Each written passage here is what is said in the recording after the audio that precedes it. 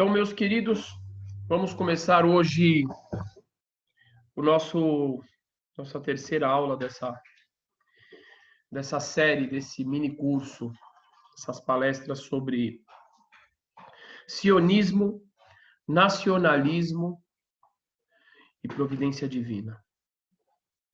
Como falamos nas outras vezes, muitas pessoas procuram a providência divina em suas vidas particulares, mas acabam se esquecendo de procurar pela providência divina, pelo sentido nas coisas macro. Quando a gente fala de macro, a gente fala de história, a gente fala de fenômenos mundiais, internacionais e etc. E esse nosso estudo é muito importante à medida em que ele traz esta perspectiva, em que ele fica focado em percebermos na história humana, de forma paralela à história do povo de Israel, uma intenção e uma direção. Ou seja, as coisas não são ao acaso, as coisas têm um objetivo. Como a gente sempre diz no Lechado de Sof Ma'aseh B'Machshavat Chilá. Tudo que acontece no fim foi premeditado. Ou seja, não é acaso, mas sim é de caso pensado. Então eu quero voltar um pouco, fazer um pequeno resumo naquelas profecias através de algumas imagens, só para a gente fixar tanto a profecia de Daniel, os reinos, e a gente seguir em frente. Eu digo para vocês que... Bom, eu não digo nada, vamos lá.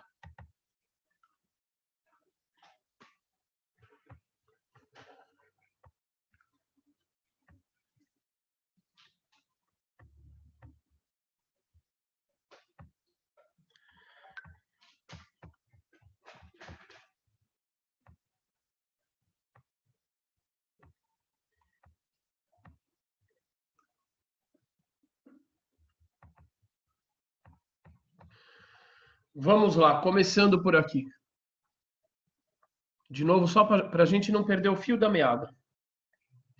E despertou Noé de seu vinho e soube que seu filho menor lhe fizera.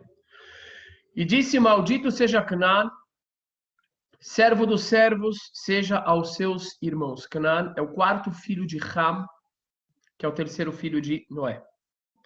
E disse, bendito seja o Senhor Deus de Shem, e seja-lhe Canaã por servo.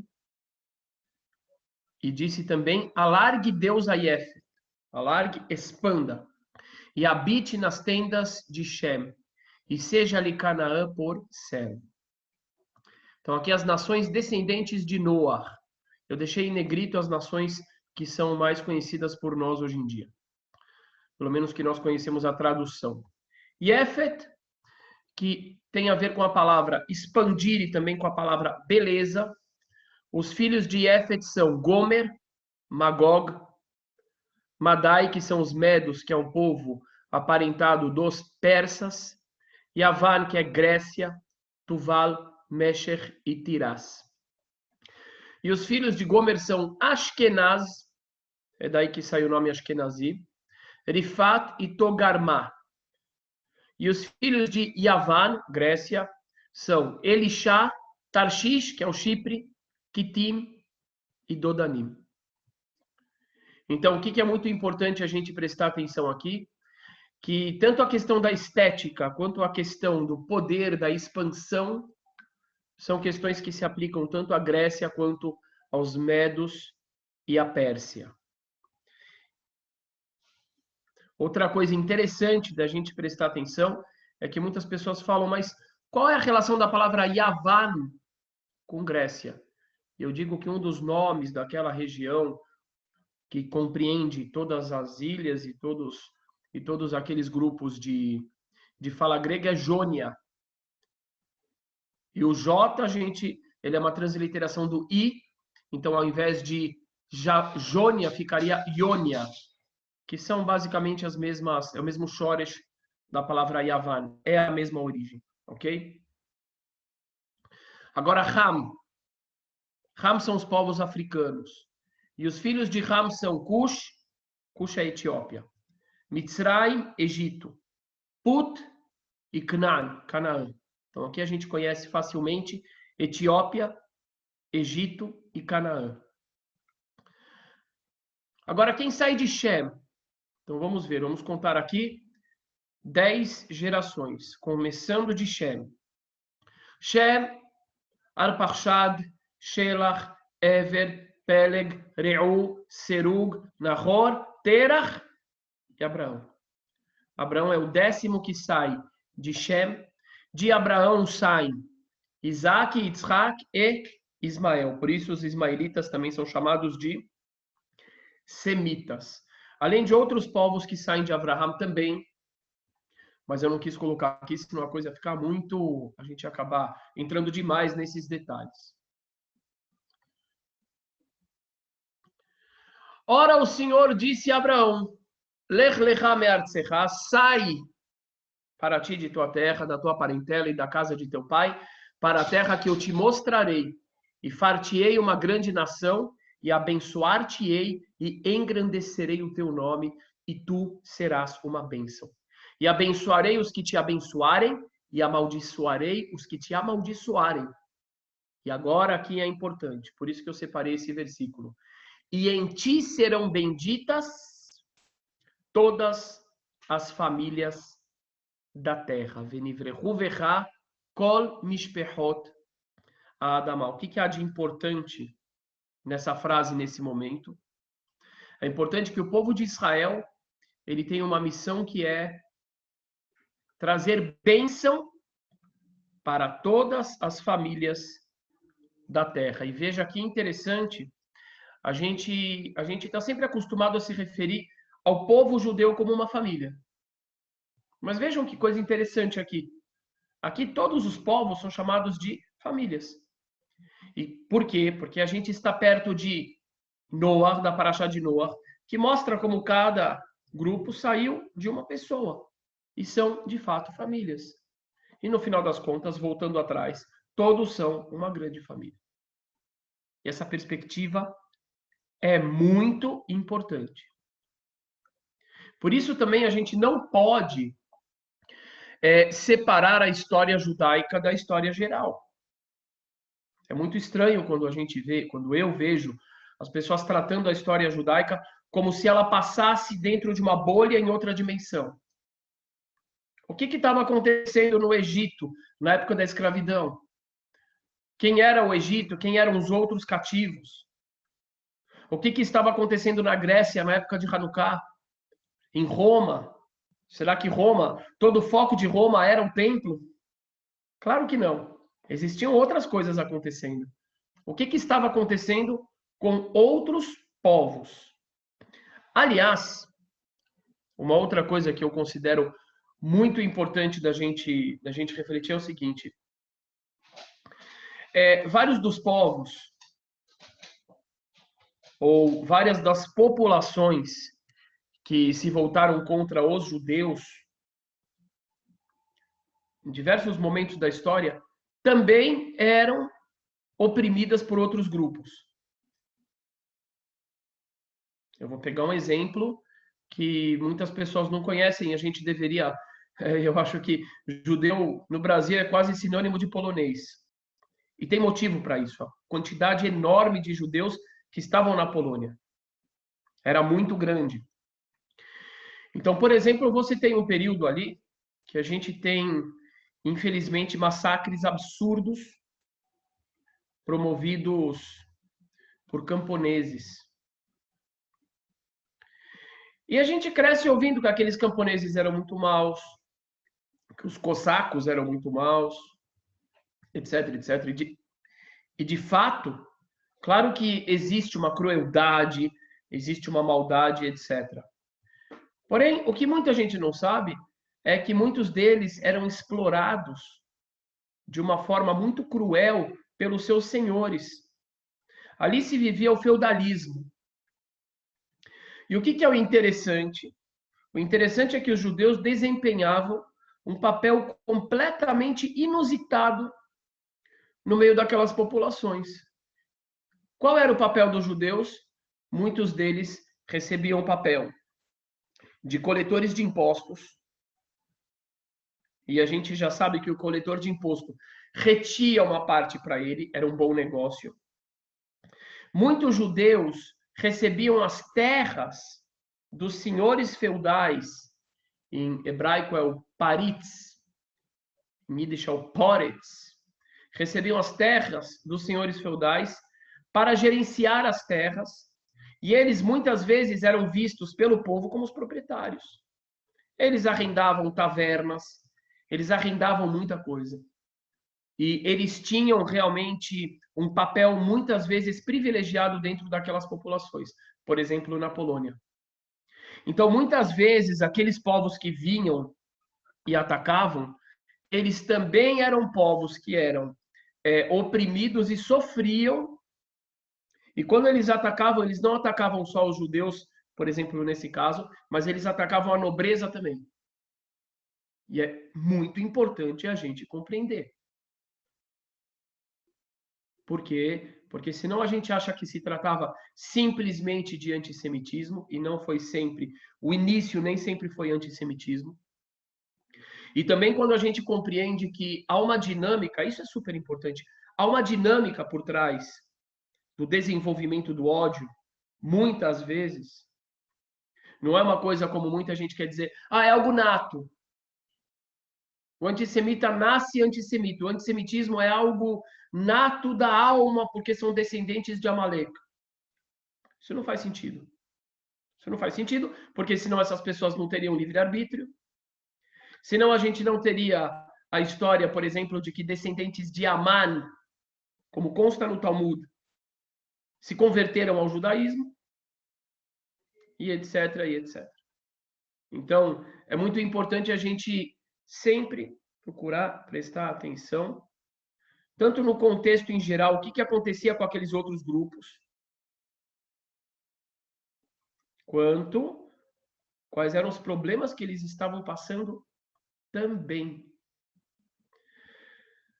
Principalmente quando a gente começa a olhar para a nossa realidade atual e a gente começa a ouvir o antissemitismo aqui, ali, e aí como é que a gente sabe lidar com isso? Se a gente não tem conhecimento histórico.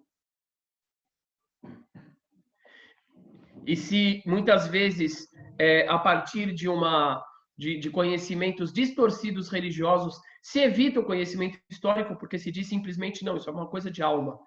Eles odeiam os judeus. Não quer dizer que a gente não tem o que fazer? Tem o que fazer. E a gente precisa ter estudo, a gente precisa ter racionalidade, a gente precisa ter estratégia e a gente precisa agir. Então vamos lá. Vamos seguir.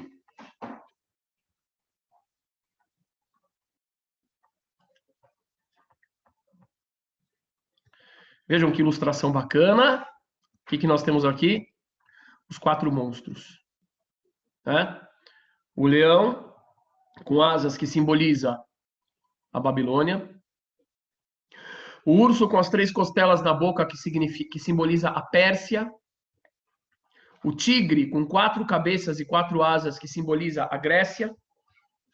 E o último animal, que tem dentes de ferro, que tem 10 chifres, que tem um chifre no meio que fala coisas grandes, que tem unhas de cobre, que pisoteiam tudo que não foi triturado pelos dentes.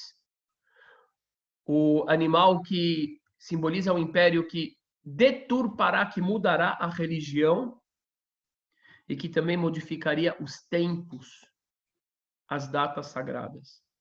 Nós identificamos esse animal com Roma. Então aqui, novamente, eu quero lembrar daquele midrash que nos serviu como ponto de partida. Eu acho ele um midrash importantíssimo para a gente compreender a importância que tem a questão dos reinos, dos impérios e dos grandes poderes dentro da percepção dos sábios do passado. O midrash que interpreta o primeiro versículo de Gênesis como se referindo a 4 impérios. Por quê? Novamente, porque os impérios São as forças que, entre aspas, fazem frente, pelo menos na perspectiva humana, ou só na perspectiva humana, ao poder de Deus. Vamos dizer que o grande desafio do ser humano é conseguir transcender essa impressão falsa a respeito desses poderes como poderes eternos ou como poderes supremos. Porque realmente os impérios são impressionantes. Eles duram muito tempo. Nós estamos em um momento que ele é muito curioso. A gente está pegando, por exemplo, pelo jeito, um declínio do poder americano frente ao poder chinês. Tem gente que fala que sim, tem gente que fala que não.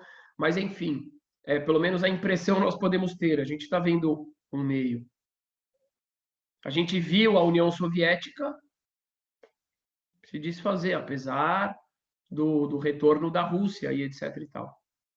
Mas o poder dos impérios é algo que realmente causa uma impressão errada.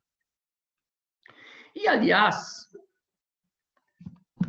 eu lembrei de algo que eu gostaria de compartilhar com vocês, porque eu acho que tem algum soda aqui.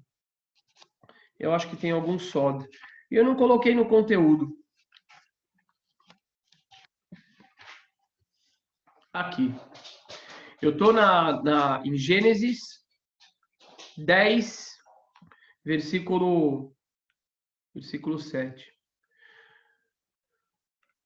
O Vnei Cush, os filhos de Cush são Sabá, como eu falei, Havilá, Savtar, Raamá, Savtechá, Raamá, Shevá e Dedan. E Cush, que é a Etiópia, gerou Nimrod. Ele começou a ser um valente caçador, um valente na terra.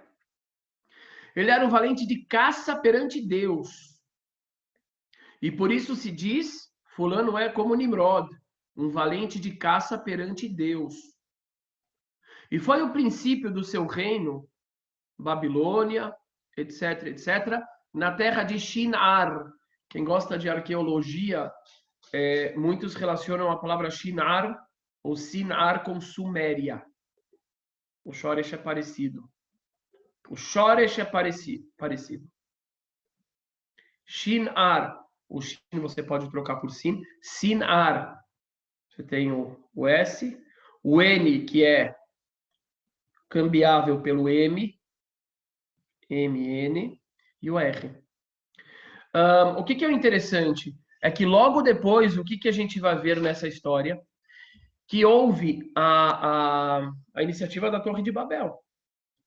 E a Torre de Babel, ela mostra um projeto de desafio a Deus, de vaidade e o perigo do totalitarismo, porque era um idioma só, era um assunto só. Qual é o nome desse rei, desse homem? Nimrod. Nimrod não é um nome aleatório. Nimrod é derivado da palavra Mered. Mered significa rebelião.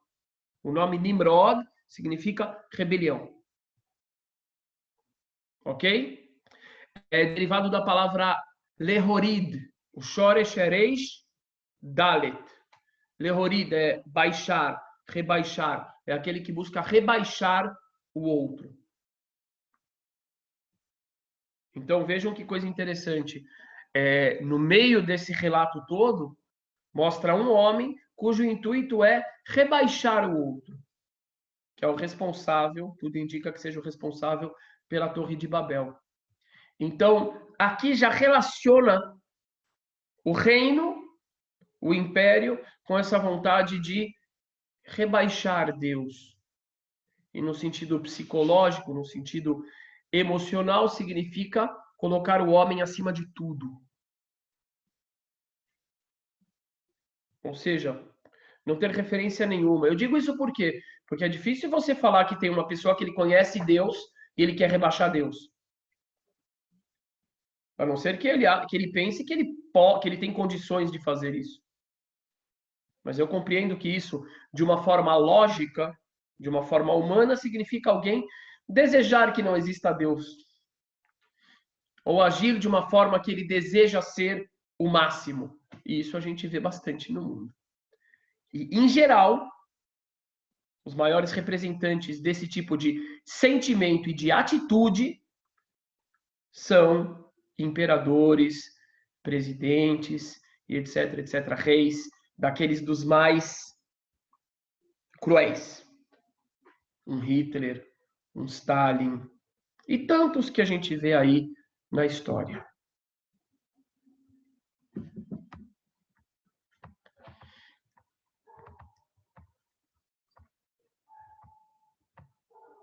Então aqui, epa.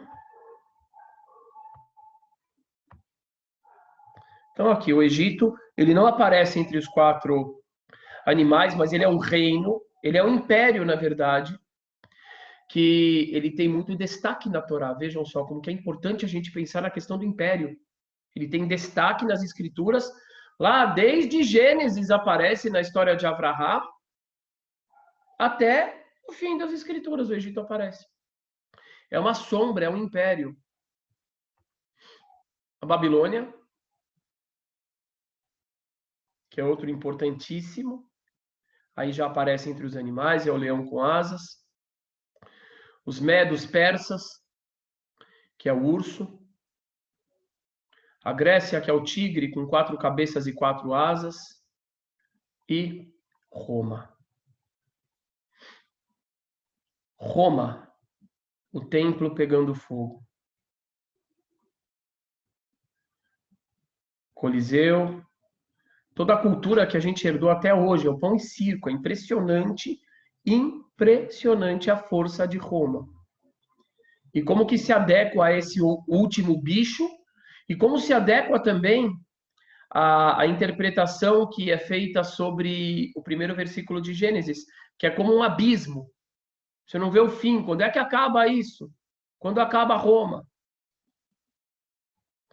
Aqui, para quem não sabe, é o Arco do Triunfo. E o Arco do Triunfo tem algo aqui que é muito impressionante. É o Arco de Tito, na verdade. Aquele que venceu os judeus em Jerusalém. E para quem não sabe, essa figura dos judeus carregando a menorá, o candelabro, aqui indica-se que as tábuas da lei, etc., estão aqui. É uma comemoração da vitória sobre Jerusalém. É Roma. E até hoje está lá. Roma se confunde com o Vaticano, se confunde com o catolicismo. E, na realidade, a religião católica ela acaba absorvendo toda a estrutura organizacional do Reino de Roma. Isso é muito importante.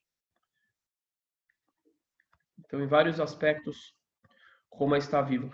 Agora, aqui, gente, é bastante importante a gente pensar um pouquinho sobre esse período aqui. Que período é esse? Da Vinci, Michelangelo. Esse período é extremamente importante. Se a gente parar para pensar na questão da derrocada dos impérios, na derrocada de Roma. Por quê? Bom, em primeiro lugar, eu quero fazer as paradas necessárias para a gente chegar até a independência de Israel. Que a independência de Israel, que no final das contas, tem a ver com a independência do homem. Porque algo muito importante que vocês não devem esquecer, que a gente viu na aula passada, é que no final das contas, aquele que é como o filho do homem, seja ele o Mashiach, seja ele o anjo, ele recebe toda a glória. Mas ele não retém. Ele passa isso para quem? Para o povo. Então é extremamente importante a gente perceber que essa evolução ela tem a ver com dos grupos, da humanidade, ela tem a ver com o retorno da honra e do respeito ao indivíduo. Essa é a história. E esse é o sentido da história da Torá também. de acordo com a qual todos foram feitos à imagem e semelhança de Deus. Vocês já pararam para pensar? Se todos foram feitos à imagem e semelhança de Deus, como é que um governador, como é que um rei deveria tratar cada ser humano? Não é possível a gente olhar, por exemplo, essas religiões que falaram tanto de Deus e que até hoje, nos comentários do Face, a gente vê ecos, a gente escuta ecos dessas mesmas visões, com desprezo completo aos indivíduos. Isso não faz sentido. Então, o retorno ao império de Deus é um retorno ao respeito aos indivíduos também. Também, mas sempre dentro de uma concepção coletiva. Então, esse momento foi bastante importante. Por que esse momento foi bastante importante? Algumas pessoas podem falar, mas olha só, é um momento, olha, o homem está nu aqui na foto, tocando aqui como se fosse Deus e o ser humano, o homem está nu na foto, e no final das contas, talvez ele está aparecendo mais do que Deus na foto, e aqui tem a foto de uma mulher que é Mona Lisa, por que não tem a foto de um anjo, de uma santa, como era até então, e para nós seria, por que não tem a foto de um tzadik, igual tem aqui em cima, olha que coisa linda, o quadro do nosso amigo Xavier. Então, tem uma questão aqui que é muito importante. Aquele totalitarismo religioso que fez com que muitas pessoas ficassem contra a religião, que colocassem uma oposição ciência-religião, muitas vezes filosofia-religião, não tem nada a ver com a nossa visão de religião. Na nossa visão de religião, o centro não é Deus. O centro é o homem. O centro é o homem, não que ele seja mais importante do que Deus, mas é porque quem fez a criação foi Deus. E ele criou o homem como meta da sua criação. Então, dentro do esquema divino, o homem é mais importante para Deus do que ele mesmo. Então, toda essa coisa de tirar essa obsessão ou essa monolatria, como eu falei em uma transmissão há pouco tempo, ela é extremamente importante, inclusive para dar fôlego para que a visão judaica volte a se estabelecer. Então, aquele momento é muito importante. O que causou aquele momento, o momento do Renascimento na Itália, que se expandiu para toda a Europa? O que causou aquilo? Muitas coisas causaram. Uma delas foi, isso eu acho fantástico isso. Uma dessas coisas foi a internet. Por que a internet? Como assim internet, Rabino? Você pirou? O que você está bebendo aí? Chá de cogumelo? Não. O que a internet faz? A internet nos permite entrar em contato com várias outras realidades, escutar outras realidades. A gente pode ver a mídia da oposição que está falando, a gente pode ver a mídia do outro país o que está falando. A gente pode colocar no Google Translator. Certo? O que era a internet naquela época? A internet naquela época eram as navegações. Gente, as navegações deve ter sido um fenômeno absurdo aquilo ali. Uma coisa maravilhosa e de um impacto que certamente foi um dos motores para o Renascimento. O que a navegação faz? As navegações colocam o cristão em contato não só com o muçulmano, mas elas vão colocar ele em contato com o hindu. A gente sabe que colocou em contato com os indígenas. Colocou muita gente em contato com muita gente. E quando as pessoas começam a entrar em contato, elas começam a se tornar, muitas vezes, não todas, mas se tornar mais humildes. Elas percebem que a visão que elas tinham da realidade não é a única visão. Elas percebem que do outro lado também existe sabedoria. Imagina, por exemplo, pessoas que achavam que só elas eram sábias, só os seus povos eram sábios, porque eles tinham a primazia divina. E de repente eles vão para o país do infiel e começam a ver, uau, eu fico imaginando o que aconteceu quando o pessoal chegou na China. Porque eles não é que eles eram os infiéis que acreditam no mesmo Deus, como são os cristãos, muçulmanos, judeus, uns para os outros. Não, eles eram completamente ateus, de acordo com a perspectiva monoteísta bíblica. E uau, quanta coisa, quanta sabedoria, às vezes também, quanta espiritualidade. Então, o que isso fez? Isso foi fazendo com que as pessoas começassem a compreender que a sua percepção não era absoluta. Esse é um ponto extremamente importante.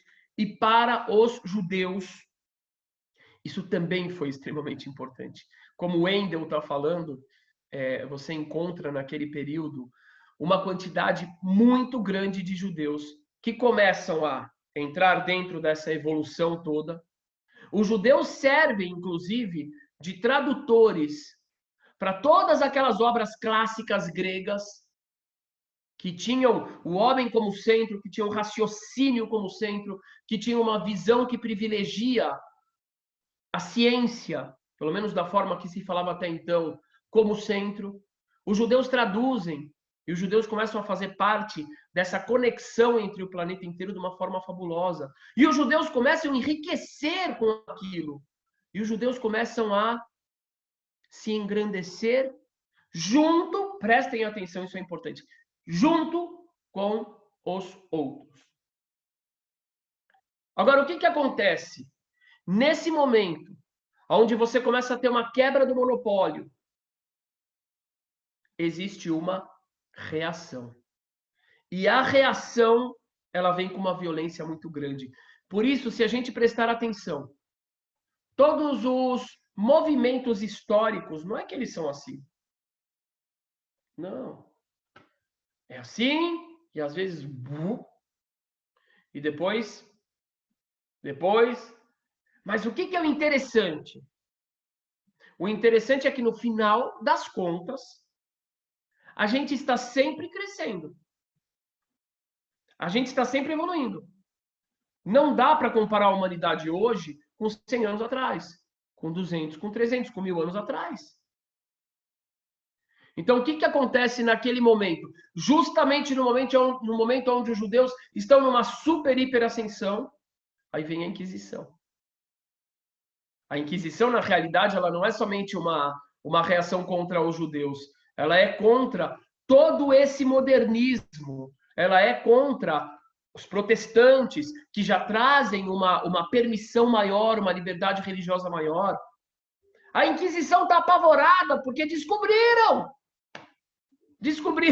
que a Terra não é o centro do universo. Descobriram que o Sol seria o centro do universo.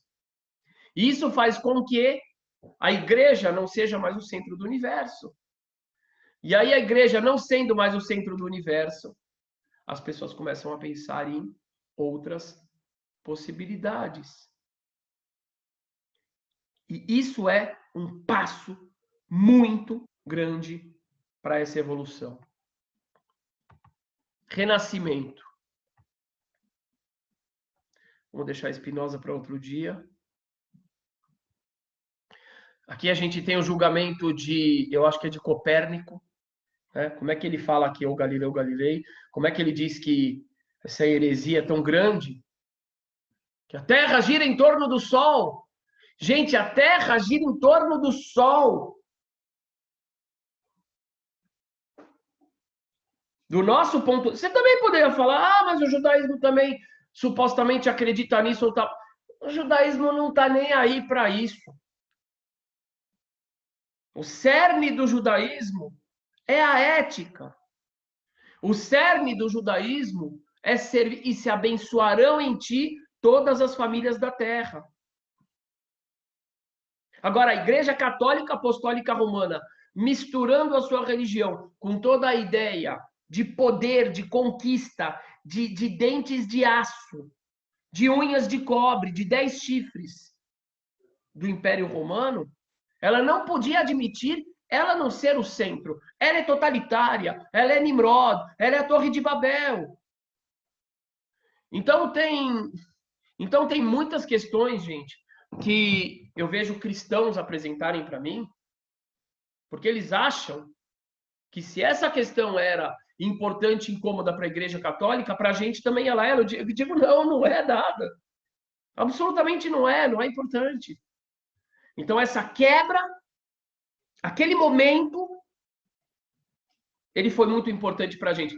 Prestem atenção na sequência. Eu acabei pegando aqui muitas imagens, algumas eu vou pular, outras não. Só que a Inquisição. Torturas. E muita gente acha que isso era o normal naquela época. Não, isso não era o normal naquela época. Isso foi um regresso absurdo, isso foi um atraso absurdo naquela época. Não era o normal. Já haviam filósofos, havia todo o Renascimento e etc., que não compactuava com isso.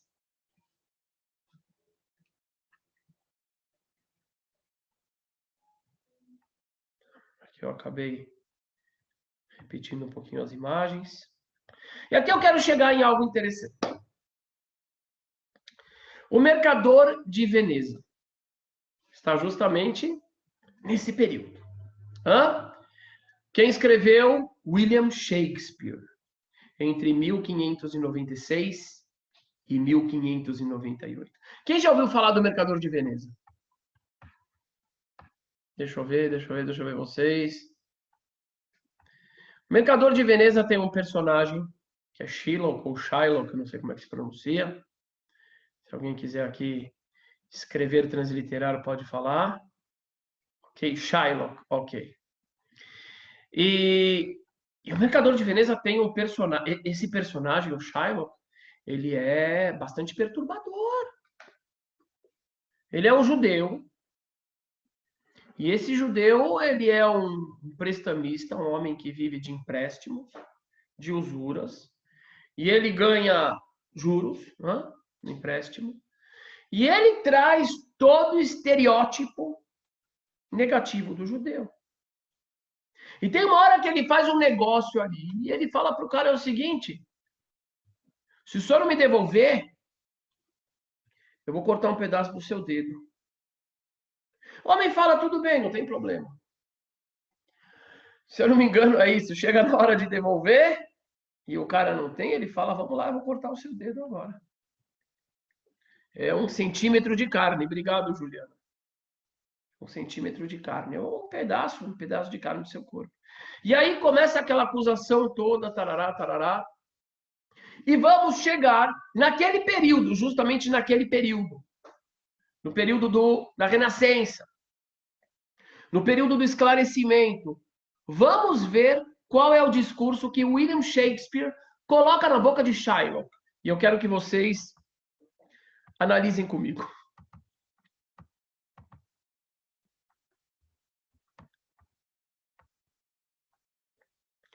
Eita, peraí. Aqui. Ele chega para eles naquele momento e diz: sou um judeu. Então, um judeu não possui olhos? Um judeu não possui mãos, órgãos, dimensões, sentidos, afeições, paixões? Não é alimentado pelos mesmos alimentos? Ferido com as mesmas armas? Sujeito às mesmas doenças? Curado pelos mesmos remédios? Aquecido e esfriado pelo mesmo verão e pelo mesmo inverno que um cristão? Se nos cortam, não sangramos? Se nos fazem cócegas, não rimos? Se nos envenenam, não morremos? Mas se nos ultrajam, não podemos nos vingar? Se somos como vocês quanto ao resto, também somos semelhantes nisso.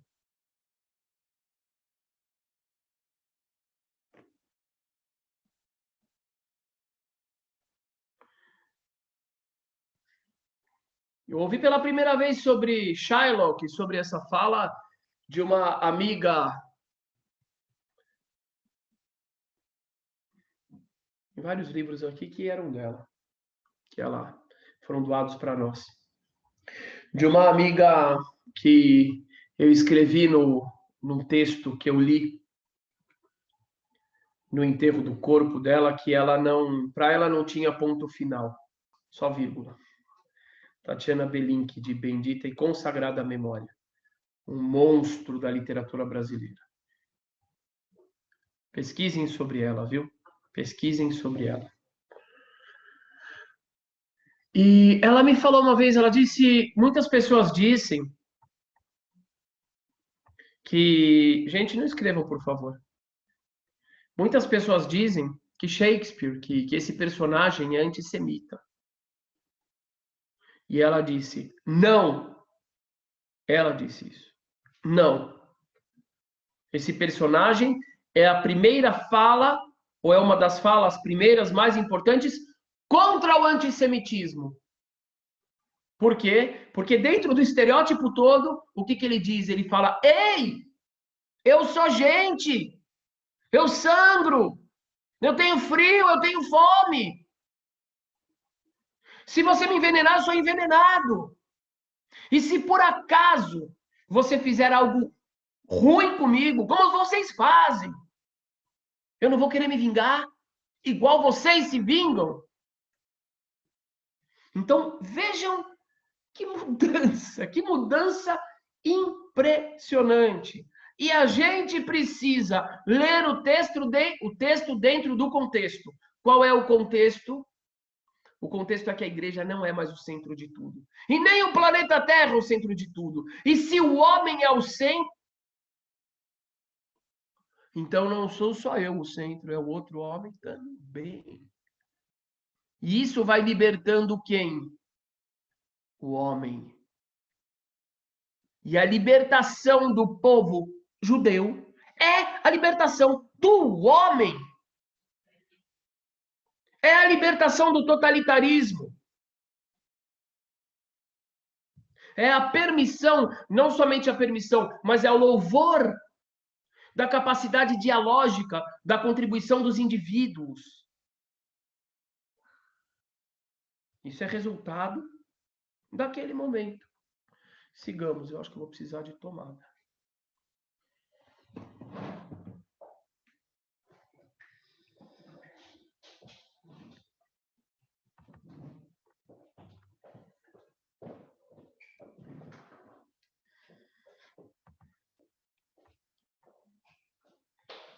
Agora, vejam que coisa. Agora todo mundo vai tomar coisa bonita aqui, tá? Coisa muito bonita. Vamos falar agora de um dos maiores ícones do iluminismo. O iluminismo é um movimento um pouco posterior, mas que vem com a mesma ideia. Vem com a ideia da libertação do ser humano, do respeito ao ser humano, da crítica ao totalitarismo. Então a gente vai falar agora de Voltaire. Voltaire é maravilhoso, não é, Wendel? É lindo, Voltaire. Vamos lá. Então aqui. Voltaire. O preconceito é uma opinião sem julgamento. Assim, em toda a terra inspiram-se as crianças todas as opiniões que se desejam antes que elas as possam julgar. Ou seja, Voltaire está criticando a educação. As pessoas enfiam na cabeça das crianças opiniões preconceituosas sem que elas possam julgar e assim elas são criadas. Continua Voltaire. Sim. Eu acabei perdendo aqui, mas eu acabei duplicando a mensagem. Mas ele tem mensagens realmente muito bonitas sobre o respeito à diversidade, sobre o não ao preconceito. Tá? Vamos continuar algumas frases aqui de Voltaire para vocês verem. Próxima frase de Voltaire. Os judeus são um povo ignorante e bárbaro, que há muito une a avareza mais sórdida, a superstição mais detestável e ao ódio mais invencível a todos os povos pelos quais são tolerados e enriquecidos. Isso é uma citação dele. Tem dezenas de citações dele sobre os judeus, todas bem elogiosas. Todas as outras pessoas, isso é outra citação, cometeram crimes. Os judeus são os únicos que se gabaram de cometê-los. Todos eles nascem com um fanatismo furioso em seus corações. Assim como os bretões e os alemães nascem com cabelos loiros. Eu não ficaria surpreso nem um pouco se essas pessoas algum dia se tornassem mortais para a raça humana. Ainda bem que tem um lugar que ele diz que ele não concorda com queimar os judeus em fogueira. Voltaire, um lumière, uma luz do esclarecimento. Wendel, não sabia não? Isso é censurado na internet, é super difícil achar essas citações. Uma luz de tolerância, ele era contra o preconceito. Atribui-se a ele, de uma forma errada, aquela frase que diz: eu posso discordar de você, mas eu darei a minha vida para que você possa ter o direito de ter a sua opinião. Se atribui a ele, porque realmente ele era bastante, até chegar nos judeus. Por que até chegar nos judeus? Porque, puxa vida, os judeus foram durante a história toda tão desumanizados, tão empurrados para o outro lado. Eu digo para vocês, toda vez que você estuda a história e você vê que os judeus não foram oprimidos, meu Deus do céu, quanto sucesso saiu do povo. Seja no campo científico, no campo acadêmico, no campo artístico e no campo financeiro. Apesar de todas as proibições e de todos os decretos que fizeram contra os judeus. Sempre os judeus se destacaram de uma forma absurda. Deixa eu ler um trecho aqui do livro, eu espero achar ele fácil. Se eu achar ele fácil, eu vou ler para vocês, vocês vão ficar bobos. Sobre os judeus na Polônia. Já que ninguém fala judeus na Polônia, vou ler um trecho aqui sobre os judeus da Polônia. Aqui, acho que eu já encontrei.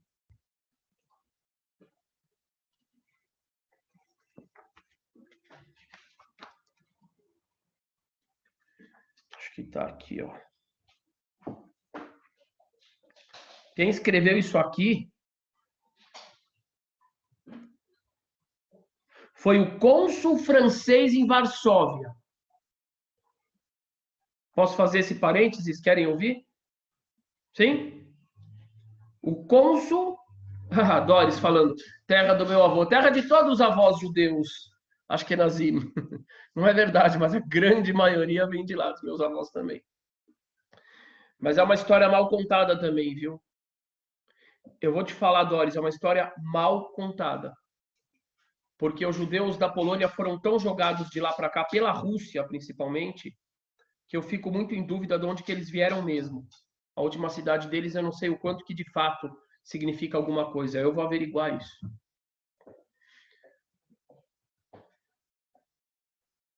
Aliás, pesquisando o meu sobrenome materno, que eu já falei que eu vou colocar no Face também, seja Gilberto Pinchovski Ventura, eu vou fazer um post falando da importância desse não só desse resgate, mas de valorizar isso. Eu encontrei, eu fiquei bobo, um homem com um sobrenome, eu era Pinchevski ou Pinchovski, que é basicamente o mesmo, que era capo.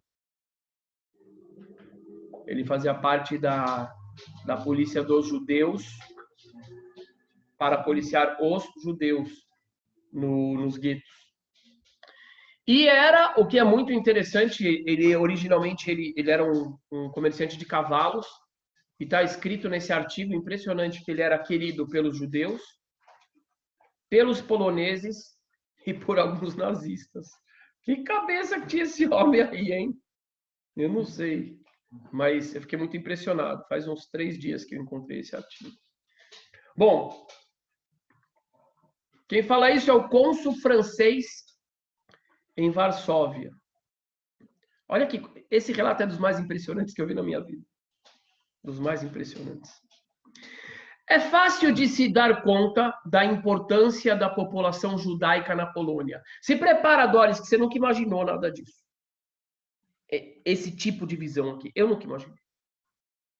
A Raquel tá por aí também, que a Raquel acho que, né? Mas a Raquel é de outro, eu acho que é de outra localidade. Os judeus encarnam ali, aqui é século XIX, se não me engano. Isso é bem importante, porque é recente. Os judeus encarnam ali, em Varsóvia, a especulação, o capital, a vida ativa e comercial. Judeus da Polônia, eu não tinha esse conhecimento. Quer dizer, é a mesma coisa. Eles parecem ser onipresentes. Chefiam empresas, ferrovias e especulações bancárias. Um pouco mais baixo na escala comercial, podem ser encontrados no comércio de secos e molhados, de panos e peles. No grau mais baixo, detém o monopólio de roupas velhas, a gente fala schmattes, e de penas de ganso. Eu achei muito interessante, porque eu lembrei que quando eu era pequeno, tinha aquela coisa de, um travesseiro de penas de ganso. Não é? Lembram disso? Não há um lugarejo sem seu judeu usurário, usurário quer dizer aquele que cobra juros, banqueiro, taberneiro. Não há um senhor polonês, olha que coisa. Não há um senhor está falando aqui do Poritz, como é que eu falei antes? Do senhor feudal.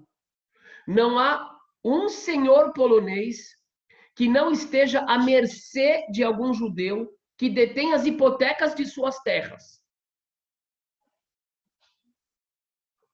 Estes detalhes explicam suficientemente as medidas tomadas a favor dos judeus pelo governo atual. Os governos, isso a gente tem que entender. Não foi sempre antissemita coisa nenhuma. O governo, não só aquele governo, assim como o primeiro governo que chamou os judeus para a Polônia, eles favoreciam os judeus, porque eles entendiam que os judeus geravam riqueza. Agora, é claro que a outra parte do povo ficava fula. E é importante compreender isso, gente. Por quê? Porque a gente sai do âmbito do ódio metafísico e a gente compreende a questão social. Por isso que é importante a gente não fazer igual a Regina Duarte falou, de deixar os votos para trás. A gente precisa ouvir a voz deles, ver o que eles falam. Pergunte teu pai, ele te dirá. E os teus avós, eles te contarão também. Porque senão, a gente fica sempre no mesmo ciclo vicioso. Só que é lindo, gente. Só que é lindo. Só que a gente não aprende na Yeshiva. Na Yeshiva você aprende assim. Esav odeia Jacó. Isso é natural, ele sempre vai odiar. O antissemitismo é natural, é espiritual, não tem o que fazer. Vamos lá, vamos continuar, que interessante. Estes detalhes explicam suficientemente as medidas tomadas a favor dos judeus pelo governo atual, que, abandonado por todos, não deixa de aproveitar as circunstâncias, forçado a procurar apoio junto a uma casta representativa dos interesses materiais, a verdadeira força viva do nosso século.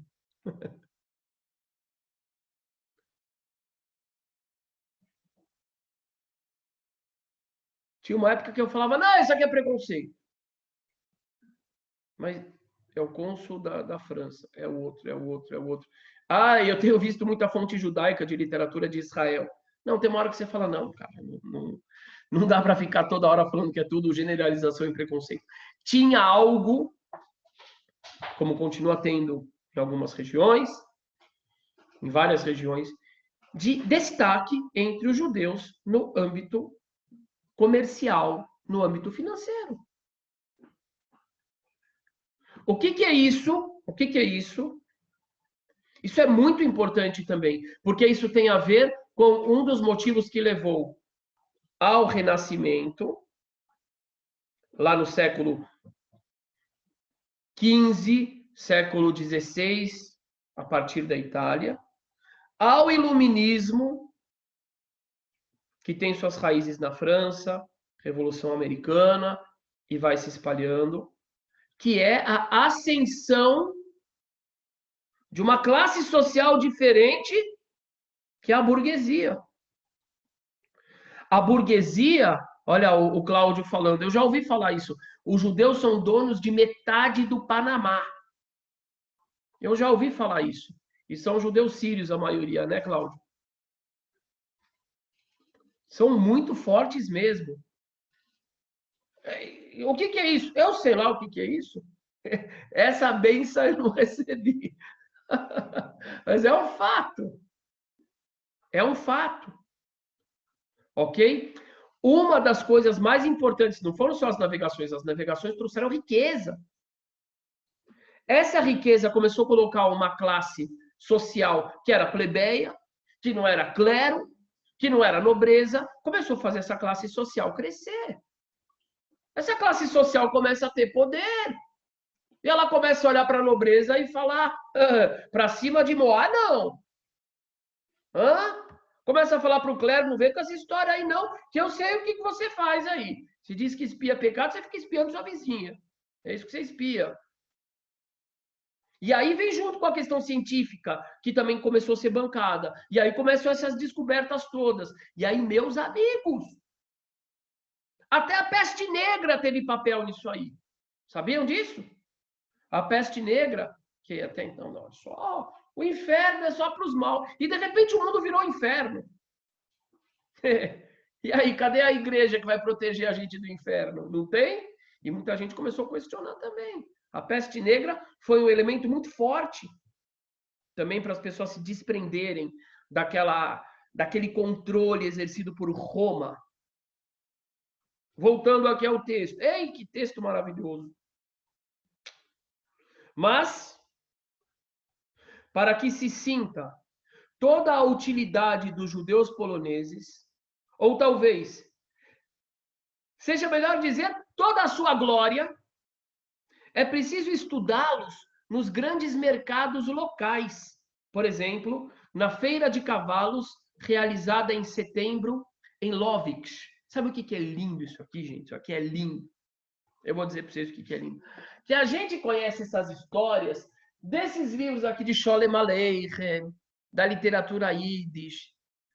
Mas a gente só conhece essa história. Quem é o personagem principal dessa história? É o comerciante judeu, que está com um problema, que teve o malvado lá do Poritz dele, do sei lá quem, que não era judeu, que foi mal com ele, e tem o Rebbe, e tem um milagre. Aqui a gente está vendo outra história, outra percepção da história, que ela não vai aparecer nos nossos livros normalmente. Eles, os judeus, constituem a alma desses mercados. E dificilmente os israelitas civilizados de Paris, atenção, isso aqui é verdade. Esse livro aqui só tem um no mundo, tá aqui, Fagner. Se quiser vai ter que vir aqui ler. E dificilmente os israelitas civilizados de Paris gostariam de encontrar neles seus correligionários.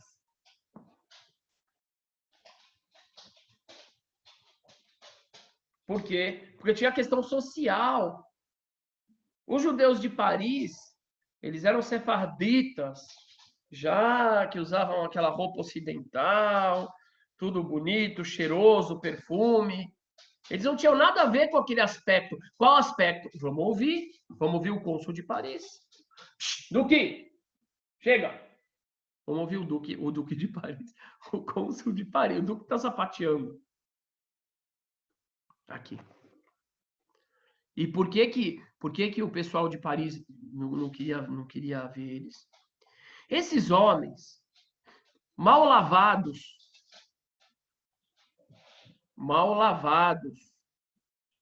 de barbas atabalhoadas, de bonés oleosos e de casacos compridos e mais sujos ainda.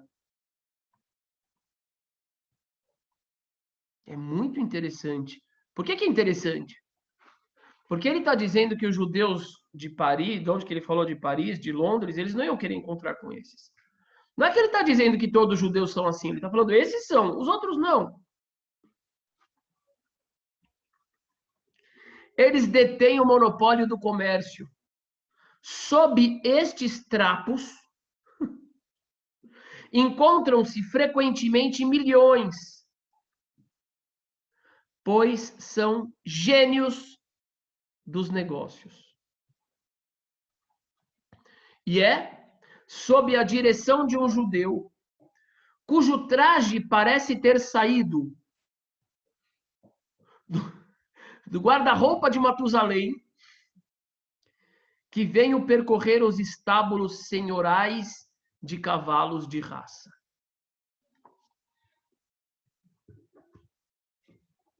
Tem uma força ali, mas essa força que o judeu adquire com todo o antissemitismo. Gente, o judeu não tinha espaço em lugar nenhum. Vocês estão entendendo? Isso aqui, ó, é desde Constantino, desde os decretos que Roma, desde os decretos. Gente, vamos parar de cobiçar o livro alheio. Desde os decretos lá de Roma. E quantos decretos desgraçando a vida do povo judeu. Eu vou fazer no meu traula, eu vou mostrar os decretos de Roma, vocês vão, eu não acredito. Como é que o judeu conseguiu sobreviver? Mas foi através, sim, da sua capacidade financeira. E o mais absurdo de tudo, a gente já vai ler. Quem aqui gosta de Marx, levanta a mão. Quem não gosta de Marx, levanta a mão. A gente vai ler um trecho de Marx. Eu falei uma coisa ontem muito importante no vídeo. Eu gostei de ter falado isso. Falei, tem gente...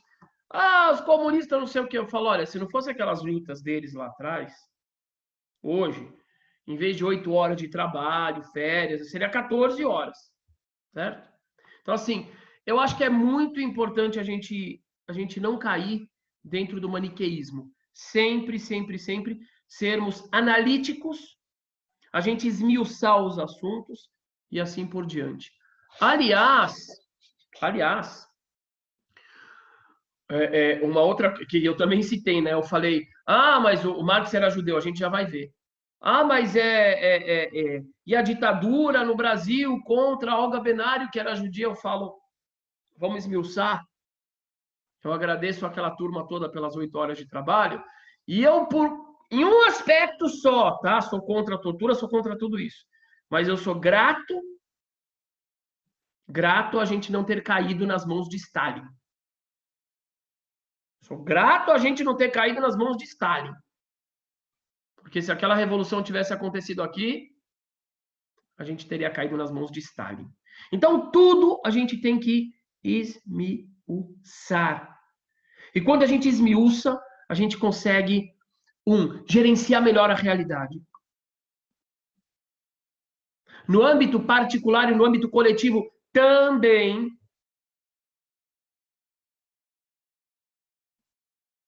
E a gente consegue compreender muito melhor as coisas. Gente, ser judeu é...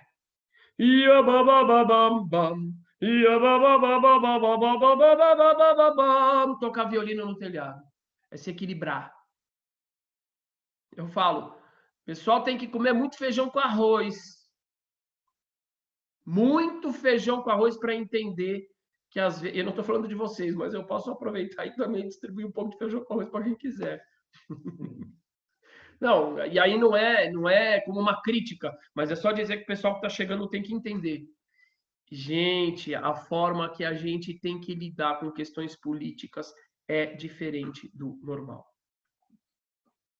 Rabino, por que você não saiu xingando? Por que você foi lembrar daqui? Estou tocando violino no telhado. Estou tocando violino no telhado. Eu sou velho. Eu sou muito velho. Esses dias eu me dei conta. Sou sim, João Ventura. O João fez assim. Eu sou muito velho. Esses dias eu me dei conta. Por que eu sou velho? Eu falei, ué. Porque eu tô com um livro aqui, que é, sei lá, de 1100 anos, sei lá. Eu tenho livros na minha casa que tem 150 anos, só que não é que eles estão na estante. São livros que fazem parte da minha composição, eles são muito fortes. A cultura judaica, gente, é muito forte. É como se ela estivesse no sangue, não tem jeito. Então, quando eu penso, eu não estou pensando simplesmente, hoje esse é o assunto. Não, eu estou falando assim, peraí. Há 100 anos atrás aconteceu isso, e aconteceu algo assim, que se eu não fizer isso aqui, eu posso estar dando bandeira para tal coisa. Há 700 anos atrás, quando Napoleão... Eu vou contar para vocês de Napoleão, vocês vão ficar bobos, vocês não vão entender nada. Eita, a bateria está acabando como? Meu pai, peraí.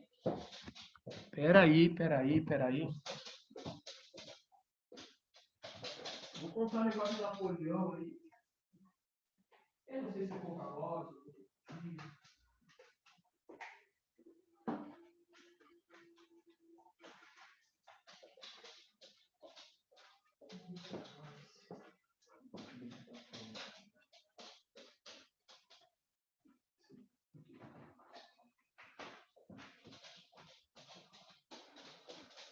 Pronto.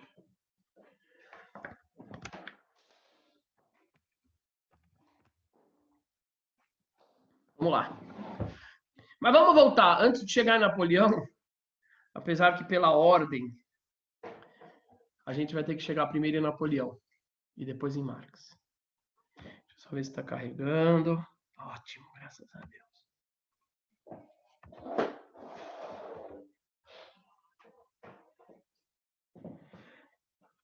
Vamos dar um pit stop aqui antes de chegar em Napoleão, Marx e toda essa turma, tá?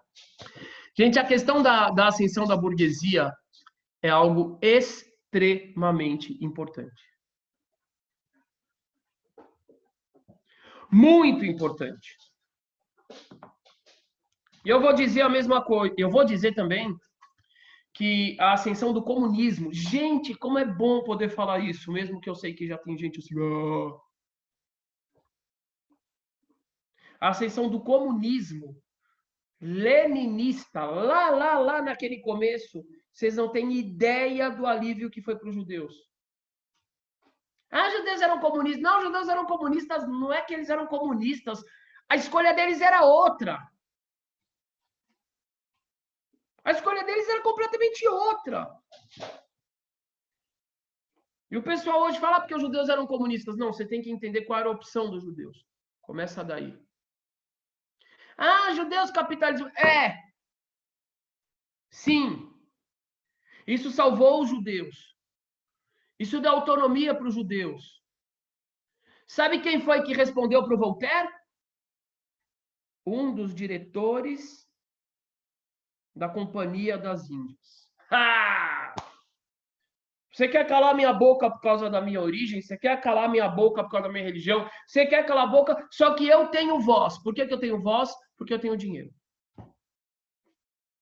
Isso fez o quê? Isso fez com que judeus pudessem finalmente ter voz. Ou seja, vejam que coisa interessante. Justamente o pessoal que nos critica, que fala da questão do dinheiro, que dinheiro não entendem ou não querem entender que o dinheiro para o povo judeu significou Não, não, não, não. Juliana, presta atenção. O dinheiro para o povo judeu significou muito mais do que luxo. O dinheiro para o povo judeu significou sobrevivência, dignidade, possibilidade de estar de pé. Se hoje, por exemplo, a gente tem o Estado de Israel, que também, graças a Deus, nos dá dignidade, nos dá força. Ninguém mais pode falar que o judeu é o cara que sai correndo acuado, que põe o rabo entre as pernas. Aquela época, era o diretor da Companhia das Índias. Depois foi o Barão de Rothschild e tantos outros. Foi extremamente importante. Então, o que eu quero dizer para vocês é que os elementos, dependendo do momento, dependendo da situação, eles tiveram valores completamente diferentes dos valores que eles têm hoje em dia. E a gente vai encontrar isso em Marx. Na crítica dele aos judeus. Mas na crítica dele aos judeus, a gente vê o quão importante que foi essa capacidade financeira dos judeus. Então, entendam que os elementos, eles têm uma importância diferente no momento diferente. Então, vamos ver um pouquinho aqui o que era a Companhia das Índias. A Companhia das Índias era um empreendimento gigantesco, era uma empresa gigantesca que tinha a ver, que dominava esse comércio internacional de uma série de elementos, a gente estudou quando a gente estava na escola, das especiarias, etc e tal, e gerava muitíssima riqueza. Era uma das empresas mais ricas que existiam e tinham vários judeus que faziam parte desse empreendimento. Ok? As teorias da conspiração dizem que ainda existe as companhias da Índia. Eu não sei. Vou contar uma pequena história para vocês. Eu lhes contarei o caos, ou saber acabar da peste, que se deu em Pernambuco, entre a Caatinga e o Agreste. Nós temos uma história muito próxima a nós que tem a ver com a Companhia das Índias. Qual é? Portugal, de repente, conquistou novamente o Nordeste brasileiro. Dizem as más línguas, ou boas, não sei, que na realidade a Holanda basicamente devolveu aquilo porque chegou no entendimento, mas enfim.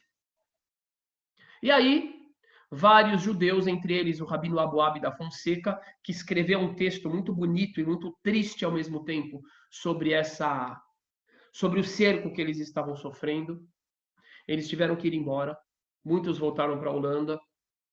E teve um navio com 23 judeus que o vento, como é que fala vento em hebraico? Ruach, que também pode ser o espírito, a providência divina, desviou e esse navio acabou chegando lá na América Central.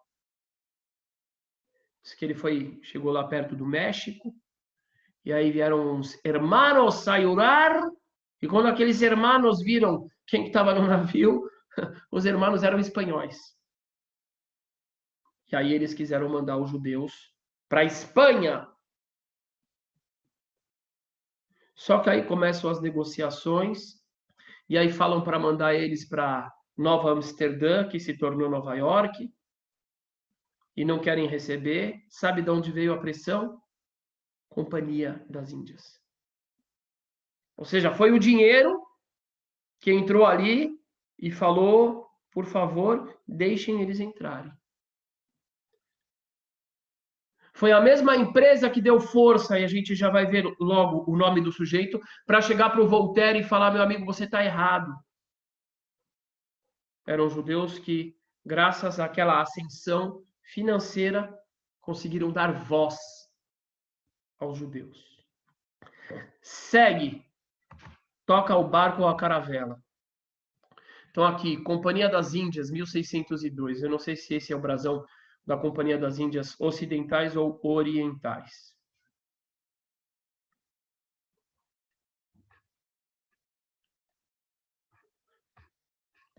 E aqui a gente tem toda a questão das embarcações, né? Que os judeus estiveram completamente envolvidos, inclusive bancando os banqueiros que bancaram. As expedições que chegaram na América eram banqueiros judeus, cristãos novos, Sant'Angelo e companhia.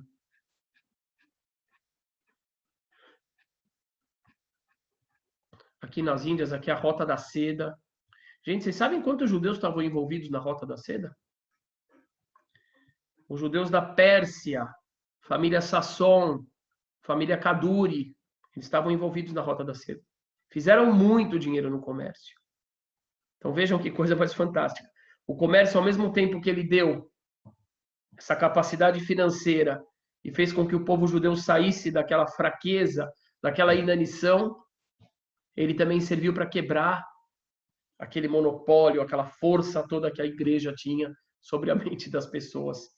Como é importante, assim a humanidade foi evoluindo nessa direção. Com suas falhas, com seus erros, dando um passo para trás ou dois. Aqui.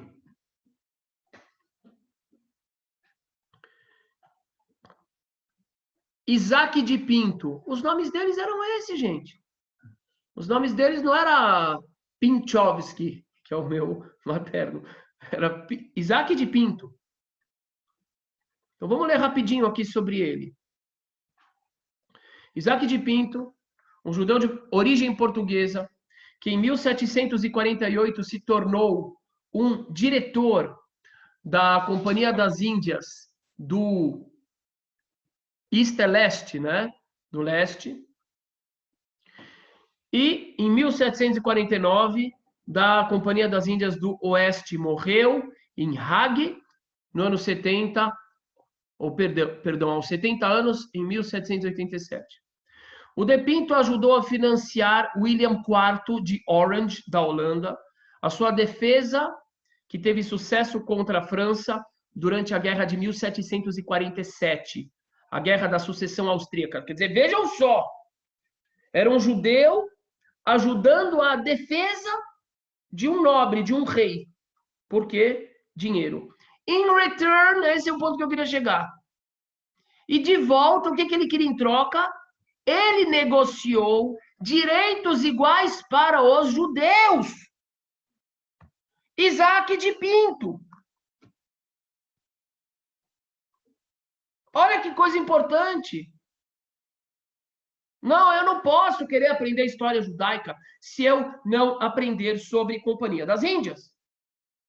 Eu não posso aprender história judaica se eu achar que naquela época a única coisa que os judeus estavam fazendo é ser queimado na fogueira e fugir da fogueira. Ou rezar. Gente, isso é estupidez, isso é ignorância. Isso diminui a nossa cabeça. Então esse homem já estava barganhando com reis. Segue. O Wendel está quase virando capitalista já. Daqui a pouco ele vai comprar ações na bolsa da Companhia das Índias. Olha aqui mais. Em 1762, ele escreveu Apologie pour la Nation Juive. Apologia ou defesa pelo povo judeu. Ou reflexões críticas, uma resposta aos ataques ao judaísmo feitos pelo Voltaire. Hã? Importante, não é? Importantíssimo. E depois aqui mostra vários investimentos que ele fez para ajudar judeus que estavam em perigo e etc e tal. Vamos para outro diretor da Companhia das Índias, José Salvador. Não é legal ver esses nomes aí? Ele era da Bahia! José Salvador. Hã? Vamos ver um pouquinho aqui sobre esse José Salvador.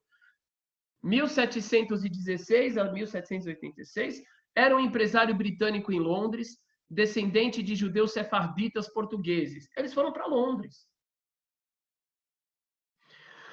Muitas vezes é erroneamente referido como tendo sido o primeiro e único judeu a servir como diretor da Companhia Britânica das Índias Orientais. A gente viu que isso é um erro. Embora Salvador tenha investido quantias consideráveis em ações da Companhia das Índias Orientais e atuou na política da companhia na década de 1760, não há evidências que ele atuou como diretor. Ok. Os ancestrais de Salvador escaparam da perseguição durante a Inquisição Portuguesa e migraram para a Holanda. De lá, eles imigraram para Londres, Inglaterra. No século XVIII, Salvador pertencia à sinagoga judaica sefardita portuguesa em Londres e era um líder nos assuntos dessa comunidade de língua portuguesa. Ele era um importante empresário e financiador. Ele fez lobby. O lobby dos judeus. Judeus têm lobby, em Nova York, judeus têm lobby. E você quer o quê? Que o judeu fique parado sendo queimado, sendo perseguido, sendo ofendido? Quer dizer que a única coisa que a gente pode ter igual é fome, a única coisa que a gente pode ter igual é frio, é mão, é pé, mas na hora de irem para cima da gente, a gente não pode se defender e não pode ir para cima de quem nos ataca? Presta atenção, que coisa importante. E como é importante a gente olhar a utilidade dos instrumentos, que em um dado momento eles podem ser taxados de algo negativo, mas se você mudar o contexto, a paisagem, fazer igual o nosso amigo que está, o Marcos, eu acho que o nosso amigo da Itália também está colocando uns fundos bonitos. Se você mudar o cenário, o instrumento ele se torna diferente, ele se torna importantíssimo. Vamos ver lobby para que ele fez? Para armas? Para que ele fez lobby? Ele fez lobby pelo projeto de lei judeu de 1753 para estender a cidadania plena e os direitos civis aos judeus. Não era rezando que ele ia conseguir, não era se candidatando, é porque ele tinha poder financeiro. Em 1759, Salvador foi eleito membro da Royal Society, quando Jorge III subiu ao trono da Inglaterra.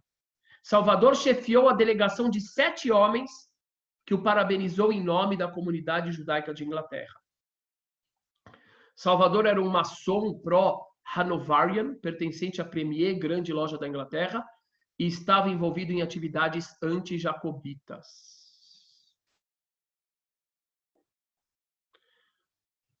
Bom, tem várias coisas aqui bastante interessantes também. E etc, e etc, e etc.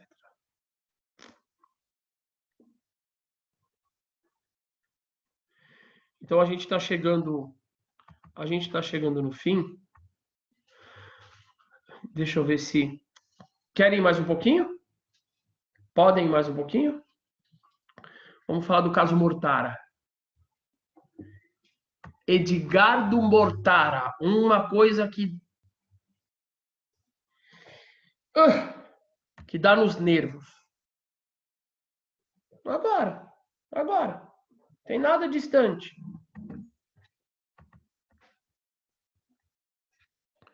Caso Mortara foi o seguinte. Deixa eu só ver um negócio aqui.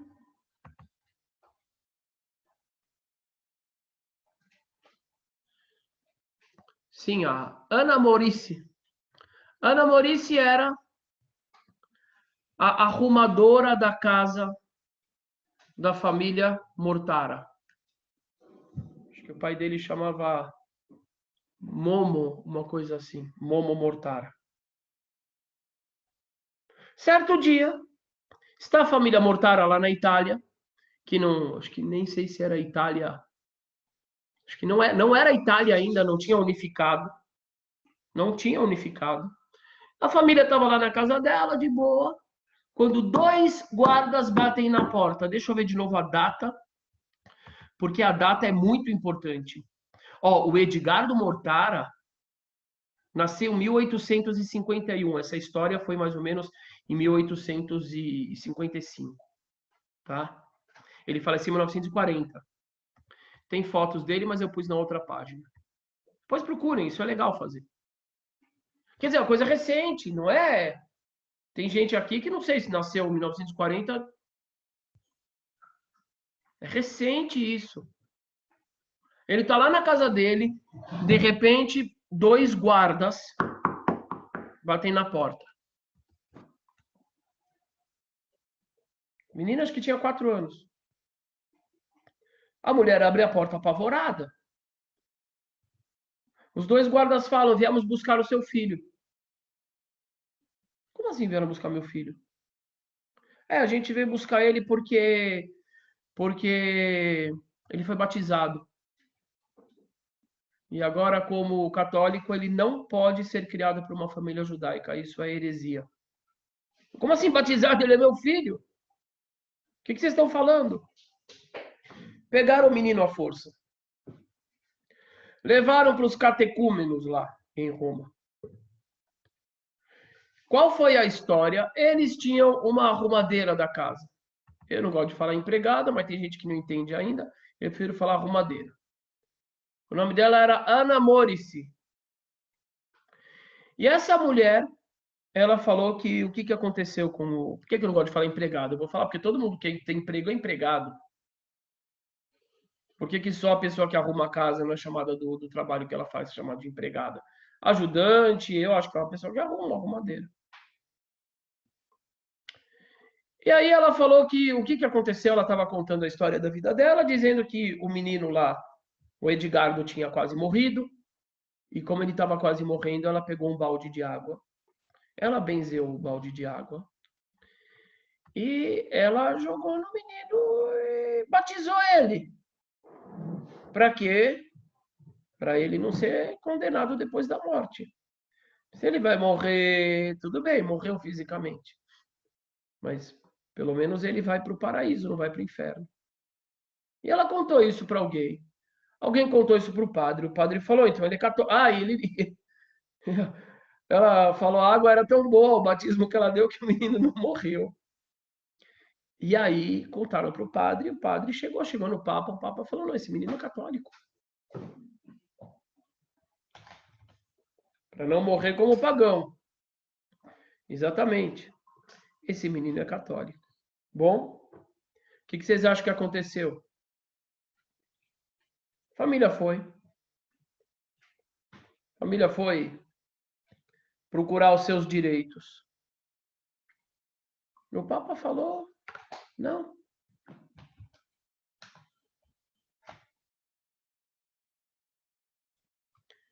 O Papa falou, esse menino é católico, ele não pode viver com vocês.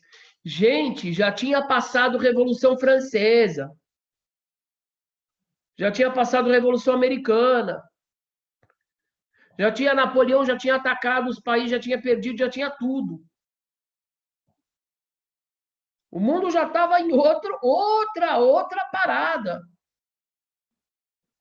E os caras, eles queriam essa mesma mentalidade maldita. Eles queriam perpetuar isso para sempre. Vejam por que eu digo que coisas tão importantes que foram todos aqueles momentos, todos aqueles instrumentos que fizeram isso acontecer. Que fizeram esse poder todo ir se despedaçando. Gente, o mundo se mobilizou e foi um momento muito importante para o povo judeu. O Barão de Montefiore, que era um homem muito rico judeu, que inclusive comprou terras, não somente na então Palestina, mas ele comprou terras no Brasil, no sul do Brasil. Vários barões compravam terra para os judeus fugirem da Rússia. A Rússia era a pior desgraça que tinha. Rússia era a pior desgraça. Hoje vocês veem o Vladimir Putin lá com o Bibi, você fala, cara, isso aqui parece não dava para esperar uma coisa dessa. Rabino-chefe da Rússia, etc. Era a pior desgraça. Então, aqueles judeus que estavam na Rússia, que estavam na Polônia, que não tinham o que fazer, eles compraram terra na Argentina. Para quê? Para trazer as pessoas para cá, em Erechim. Quem aqui é de Erechim? Para eles poderem plantar, para poder sobreviver, etc, etc. Eles começaram a ir atrás do Papa. O Napoleão III, que era então lá o governante da França, Ligou pro Papa, mandou pombo correio, não tinha ligar. Falou, Papa, para com essa história, você tá maluco, Papa? Teve uma mobilização. O Papa foi pedir dinheiro emprestado para o Rothschild, porque, gente, aquela época era uma coisa muito maluca. Hoje em dia você fala assim, tem gente muito rica, mas não tem... O Safra não tem o dinheiro que o PIB de São Paulo. Claro que não tem. Não tem como. O Bill Gates, eu duvido que ele tenha o PIB do Brasil. Não, o dinheiro que o PIB do Brasil tem. Mas naquela época, tinha. Naquela época, um homem muito rico era mais rico do que um país.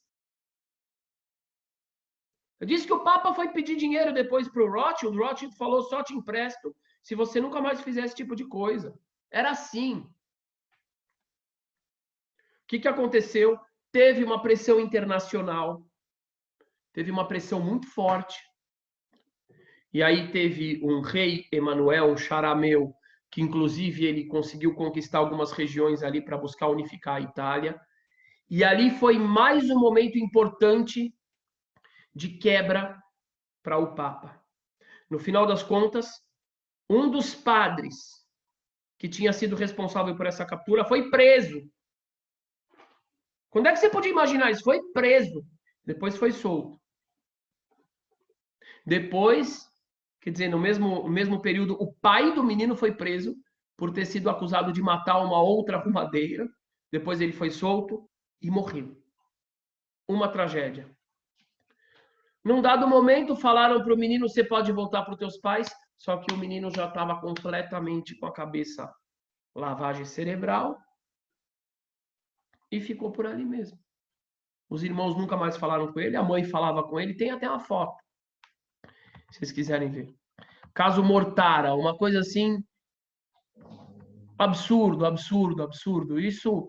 E por outro lado, o que aconteceu? Você já tinha uma força dos judeus, justamente por conta desses barões, que estão toda hora o pessoal fala, a teoria da conspiração. Olha aqui o Mortara. Isso aqui é a pintura que foi feita sobre ele. Aqui deve ser a mãe. Assim. E aqui foto dele.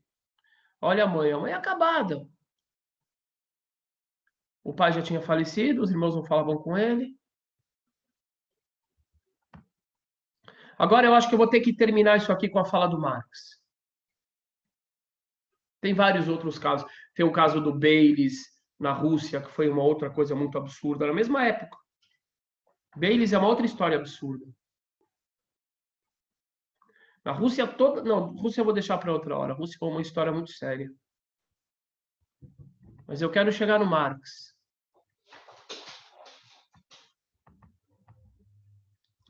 Eita, será que eu fechei o... Fechei aqui.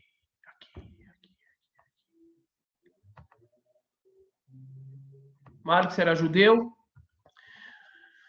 Marx foi levado pelo pai dele para se converter ao protestantismo. Ou seja, ele não foi criado no judaísmo. E por que o pai dele queria se converter? Gente, muitos judeus alemães se converteram ao cristianismo. Muitos. Se eu não me engano, no século XIX, ou início do século XX, 60% dos judeus de Berlim tinham se casado com não-judeus. A vontade deles era realmente largar tudo. Alguns motivos muito interessantes. Alguns motivos muito interessantes. Um dos motivos é que, de repente, deram igualdade para os judeus.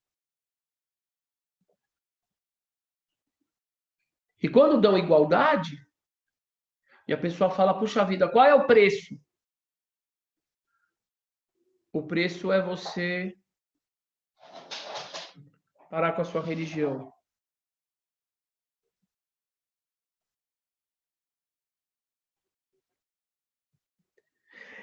Esse dilema, na realidade, esse dilema, grande dilema, tem duas imagens. Eu vou mostrar elas para vocês. E aí a gente vai continuar na próxima. Aqui. Antes de eu vou deixar o Marx para a próxima vez. Mas tem duas imagens.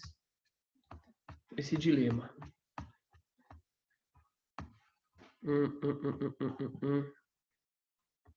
Espera aí.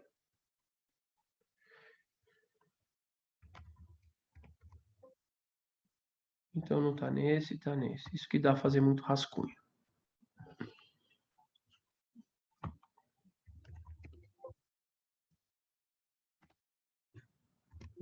Não é possível. Eu acho que eu fechei a... Eu acho que eu acabei fechando a janela, mas não tem problema. O Google está aqui para isso.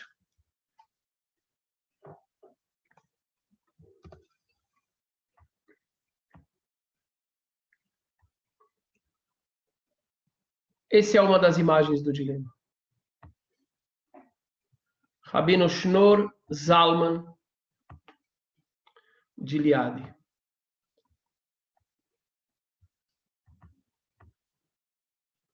A outra imagem do dilema.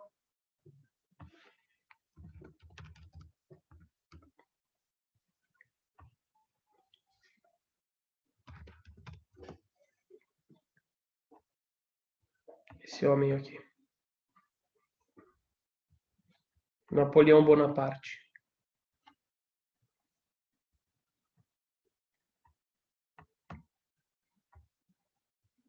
Shneur Zalman foi o fundador da Hassidut Chabad.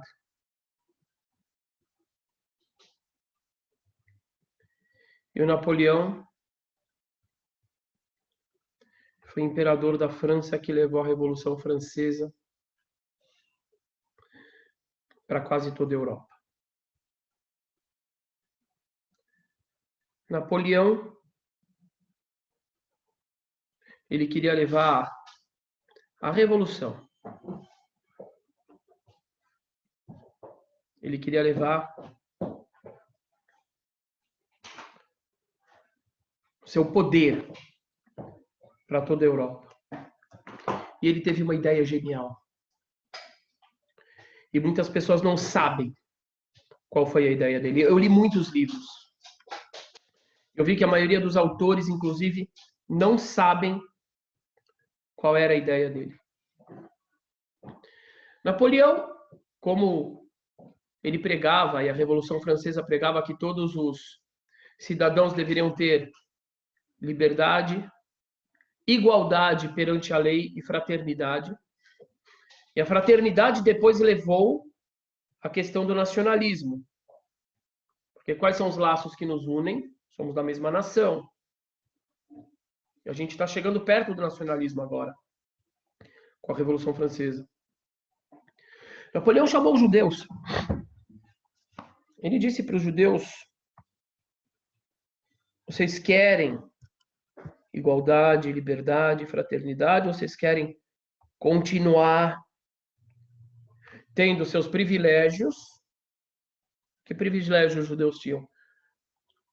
Por exemplo, não iam para o exército. Durante muito tempo, os judeus tiveram seus próprios tribunais e eram aceitos.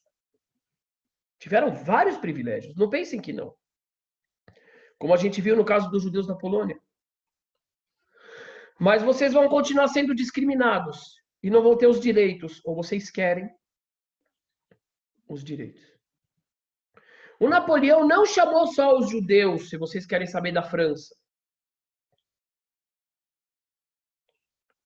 O Napoleão chamou os judeus do universo. Ele falou para os judeus do universo. E ele disse assim: les juifs do universo.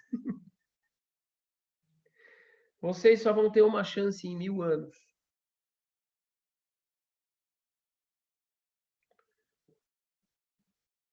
Eu li que Napoleão queria propor o Estado judaico na Palestina, sob influência dele.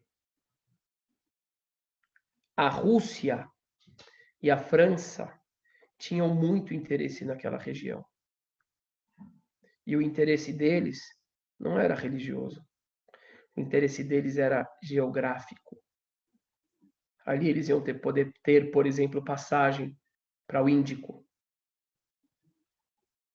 E para todas as, talvez, colônias e comércio, etc. e tal. Mas a grande esperteza dele, quando ele chama todos os judeus, é porque ele estava mexendo com os judeus das potências inimigas. Ele queria invadir a Rússia. Ele queria invadir a Áustria. E aí ele fala para o coração dos judeus da Rússia, que eram discriminados até dizer chega pelos czares. Ele queria uma quinta coluna.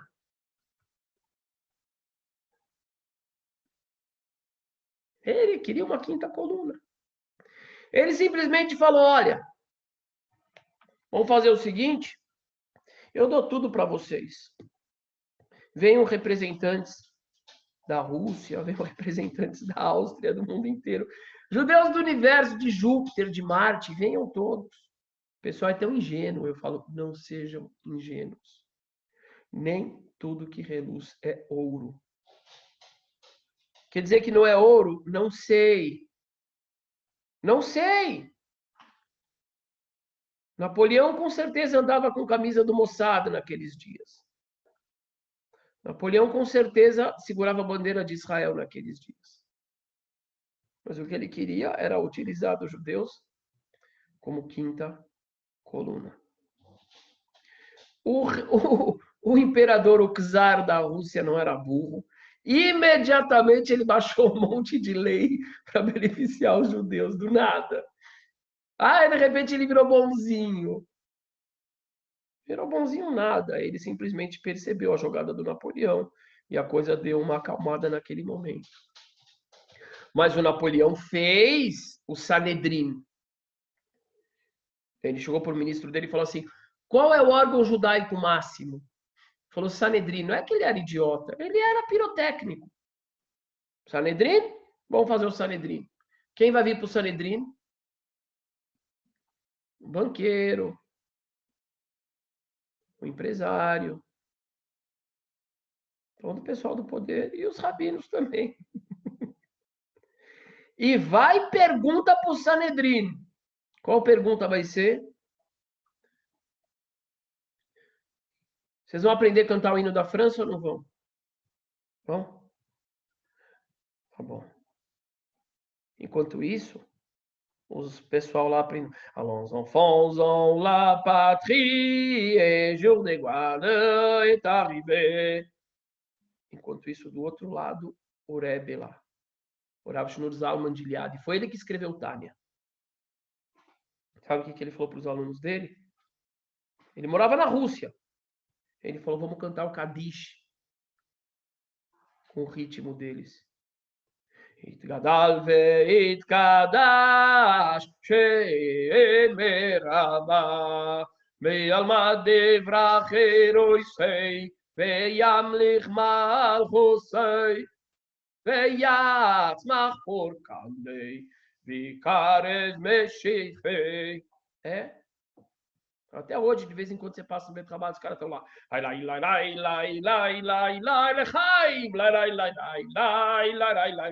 Como o Rebbe dizia, você fala que eles são patriotas franceses? Não, é o contrário. O pensamento místico do Rebbe, qual era? O Rav Shneur Zalman, ele falava assim, a força de um povo está nos seus símbolos, está na bandeira, está no hino. Se a gente pegar o ritmo deles e a gente cantar com o ritmo deles, o que vai acontecer? A gente vai pegar a força espiritual deles. Então, ele falava, eu prefiro os nossos inimigos russos do que nossos amigos franceses. Ele dizia, por quê? Porque os nossos inimigos russos, podem matar os nossos corpos. Mas quem vai matar nossas almas fazendo a gente perder o judaísmo são os nossos amigos franceses. E aí começa uma divisão.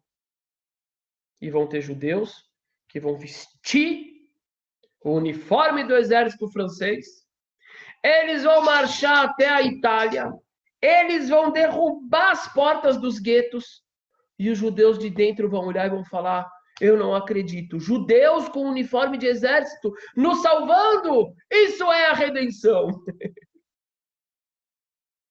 E obviamente a gente começa a ter desdobramentos para todos os lados. Parte importante do antissemitismo começa a brotar na Polônia, porque os judeus da Polônia não levantaram em massa em defesa da Polônia. E aí muitos poloneses começaram a olhar para eles e falar: opa, traidor. Não, mas espera aí, mas tinham outros poloneses que estavam lá protestando que foram. Traidor. Não, mas na porta da Hebraica, mas dentro da Hebraica. Traidor. Os comentários são sempre iguais, gente, todas as épocas. E tinham judeus, inclusive ministro, naquela época que era ministro na Polônia, desse governo, etc. e tal, e não importa. E lá o antissemitismo começou a ascender. Agora, esse foi um momento extremamente importante. As perguntas que o Napoleão fazia eram perguntas. Ele dizia: vocês vão continuar falando que vocês querem ir para Israel? Vocês querem ir para Israel? Então vocês não são franceses mesmo. Vocês só estão esperando aparecer o Messias. Então vocês vão tirar essa parte de Israel da reza? Beleza, ok, vamos lá. Então, no final das contas, vocês vão se tornar franceses de fé mosaica. Vocês não são mais do povo judeu. Olha que coisa interessante. Povo judeu, vocês não são, vocês são franceses. A fé de vocês é mosaica, de Moisés. O povo não é mais. Daí você começa a ter raízes para o surgimento das linhas reformistas, liberais, etc., etc., que tiraram menções ao Messias, que tiraram inclusive o hebraico, que tiraram todos os elementos nacionais. Por que tem CIP, que é liberal? Por que tem a Shalom, que é liberal? Por isso. Porque lá atrás, houve uma bifurcação. E na Alemanha, mais ainda, porque o movimento reformista, de fato, ele se compõe na Alemanha. Essa era a bifurcação. Tiveram outras opções, e a gente vai ver, se Deus quiser, na próxima aula. Agora, estamos caminhando para a independência de Israel e dentro de uma perspectiva bíblica, onde o objetivo não é só Israel, mas Israel tem um objetivo dentro da humanidade. Então, aquilo que acontece com Israel afeta a humanidade e vice-versa. E qual que é o grande objetivo que nós devemos ansiar por ele, trabalhar por ele? O grande objetivo é Bayomahu Irie Adonai Errado Shmo Errado. Naquele dia, somente o eterno será considerado como poder. Somente o eterno. E assim todas as nações terão o seu valor à medida em que compõem, como Isaías 19 diz, à medida em que compõem uma grande família que tem vocações, que tem virtudes e cujo objetivo é o engrandecimento da criação. Esse é o grande foco. E nós vemos, tanto através das profecias, ressalto novamente o final daquela profecia de Daniel 7, como também no decorrer da história, o quão importante que é o reconhecimento do valor do ser humano, do coletivo, mas não um coletivo de pessoas, mas pessoas que formam um coletivo. Não é um grupo de pessoas. São pessoas que formam um grupo. Essa é a visão judaica para o povo judeu e para a humanidade. Se Deus quiser, semana que vem, eu espero que a gente consiga chegar na Terra Prometida. Se não, vai estar valendo a viagem também. Um grande abraço a todos Todarabá, que a chama abençoe muito.